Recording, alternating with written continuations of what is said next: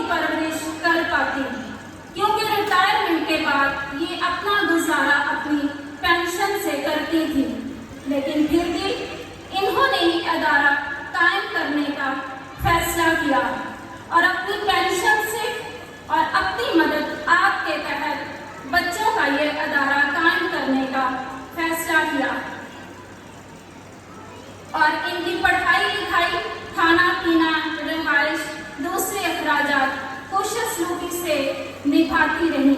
मैं सलाम पेश करती हूँ इस खातून के जज्बे को, जिसने इस उम्र में भी दूसरों की मदद और खिदमत का सोचा, वरना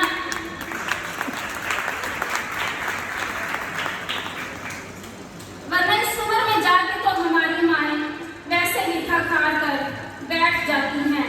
बात जज्बे की है, जज्बा होना चाहिए खिदमत खलक का।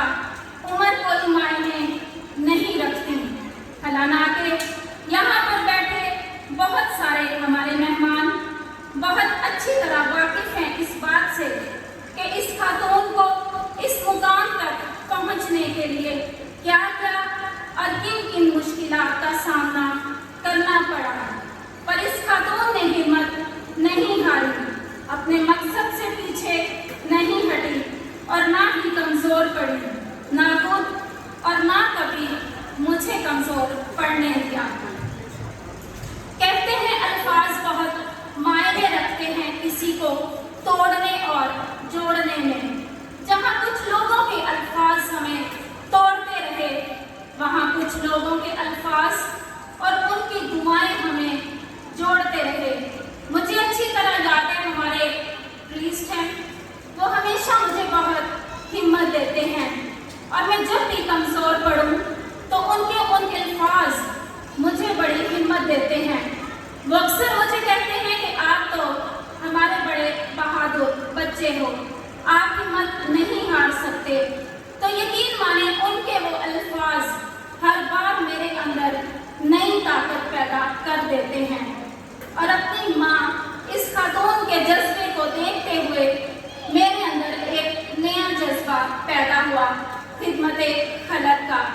2021 तक मैं भी एक बेमायनी सी जिंदगी जी रही थी। मैं मुकद्दसा माँ के दर पर बहुत जाया करती थी और दुआ किया करती थी कि माँ मेरी बेमायनी जिंदगी को मायनी बना दो। अगर मुझे जिंदगी दी है तो राह भी आप ही दिखाओ कि मैं किस तरह इसे गुजारूं। तो जो खुशखबरी, जो बशारत मुझे माँ के दर से मिली, उसी बशारत को आगे बढ़ाते हुए आज आपके सामने हूँ। खुदा की हमदो सना से आगाज किया, सिंगर बन गई, किताब लिखी, मुसन्निफा बन गई और अपनी बशारत को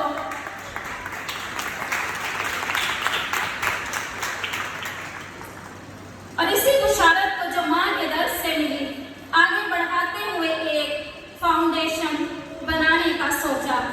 जिंदगी एक बार मिलती है, इसे जाया नहीं करनी चाहिए।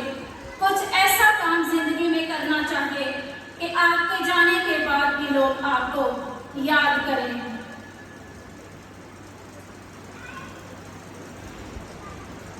Parveen orphanage for new life के बाद एक नया प्रोजेक्ट, एक फाउंडेशन कायम करने का, जिसमें हमारे बुजुर्ग माएँ बहनें ऐसी जो बेसहारा हों, जिनको संभालने वाला कोई ना हो, जिनके बच्चे उन्हें ना पूछते हों, उनका मैं सहारा बनूंगी। मेरी माँ यतीम और बेसहारा बच्चों का सहारा बनी। मैं ऐसे बुजुर्ग माँ बाप का सहारा बनूंगी, क्योंकि मैंने दुनिया में रहकर बड़े करीब से देखा है।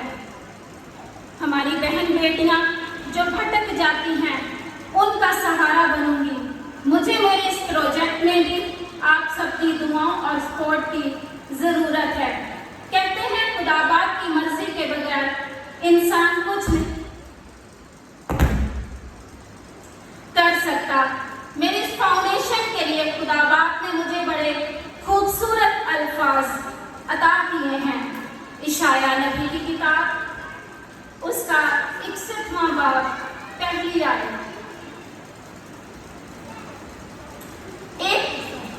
ایک خداوند کی روح مجھ پر ہے، کیونکہ خداوند نے مجھے مسح کیا تاکہ مسکینوں کو خوشخبری دوں۔ اس نے مجھے اس لیے بھیجا کہ شکستہ دلوں کو درست کروں اور اسیروں کو آزادی کی اور قیدیوں کو رہائی کی بشارت دوں۔ آمین۔